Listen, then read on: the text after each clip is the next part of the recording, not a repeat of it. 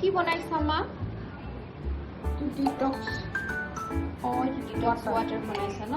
Detox ৱাটাৰটো খালে কি হয়?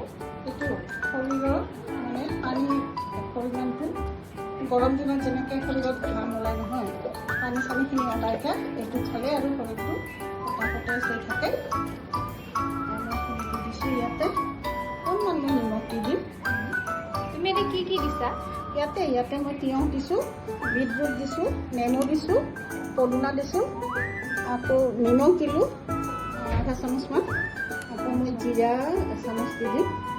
এইখিনি 12 ঘণ্টামান তিয়াই থ'ব লাগিব। 12 ঘণ্টাৰ পিছত ইয়াৰ পৰা ফেমিলিৰ প্ৰতিজন ব্যক্তিয়ে ড্ৰিংক কৰিব পাৰিব।